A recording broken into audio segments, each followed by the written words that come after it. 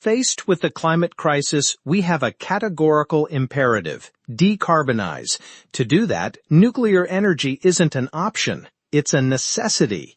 It's the only clean source that can deliver electricity at scale 24/7. Right now, nuclear is preventing 1.5 gigatons of CO2 every single year. Rejecting it isn't moral, it's a guarantee of failure. Necessity. The only necessity is not to answer one crisis by creating a worse one. You talk CO2, I say Chernobyl and Fukushima, names that aren't statistics but open wounds in history and on the land. A single mistake, a single unforeseen event can unleash a catastrophe whose consequences last millennia.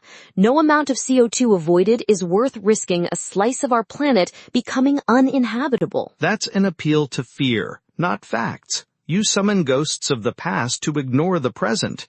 The reactors you cite are obsolete, like comparing a 1900s car to a modern EV. Third and fourth generation reactors have passive safety systems. They shut themselves down using physics, not human intervention. The real risk isn't a statistically negligible accident, it's the silent certainty of millions of annual deaths from fossil fuel pollution. And the waste. Let's talk about the detail your high-tech vision likes to downplay. We're talking about lethal trash that outlives all of human civilization. Plutonium-239 has a half-life of 24,000 years. You're asking me to trust governments and institutions hundreds of thousands of years into the future to guard a poison we created for our comfort? That's not a technical challenge. It's an ethical abomination.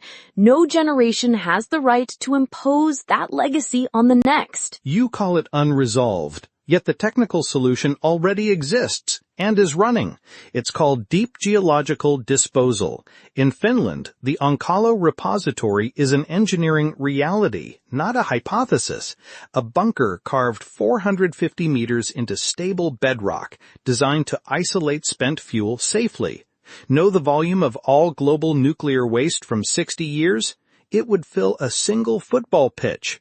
Compare that solid, manageable volume to the invisible, planet-suffusing CO2 pollution. We're talking about two completely different orders of risk. Your football pitch is a monument to our arrogance. And the cost?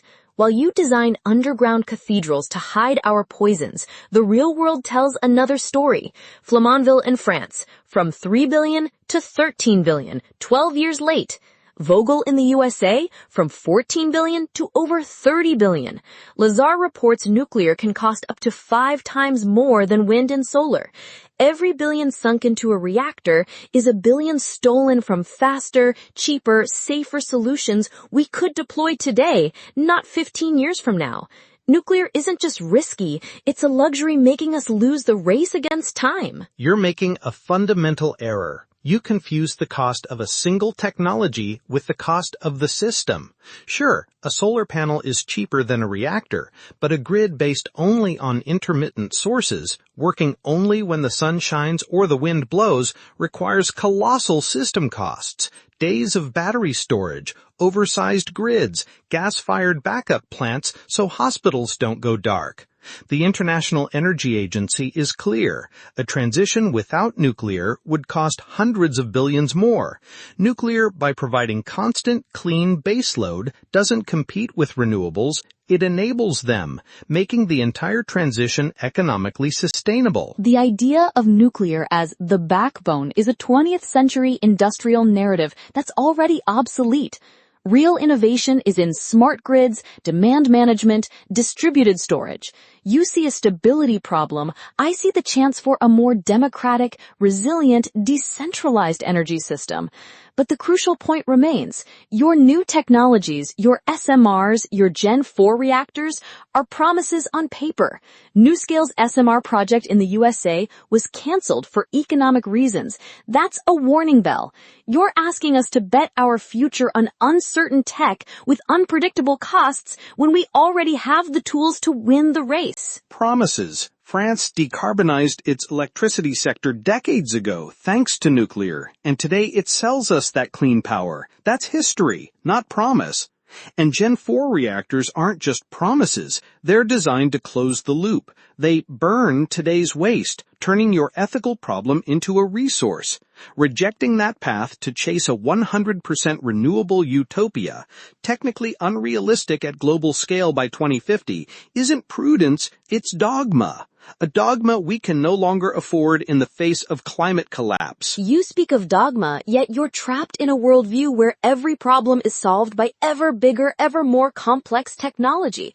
A reactor that burns waste still produces new, different waste and raises massive proliferation risks. It's a spiral without end. True vision isn't dominating nature with ever more powerful atoms. It's harmonizing with it. Your pragmatism asks us to accept a Faustian bargain, trade the certain threat of climate for the permanent risk of nuclear catastrophe and an eternal poison legacy.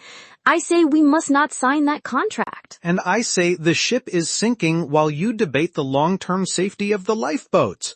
Catastrophe isn't a future risk, it's a present certainty. Climate change is here, now. Rejecting the only powerful, scalable, reliable technology we have to fight it isn't an ethical stance, it's desertion in the face of the greatest threat humanity has ever faced. My choice is between a manageable risk and a certain catastrophe. I choose to fight. Your choice isn't a fight, it's a reckless gamble.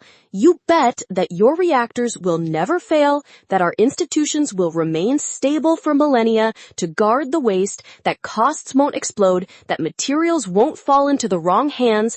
I'm not willing to stake humanity's future on that bet. The real fight is fought with efficiency, with sobriety, with the energies of sun and wind, debts no future generation will have to pay. Your solution isn't a cure, it's just a slow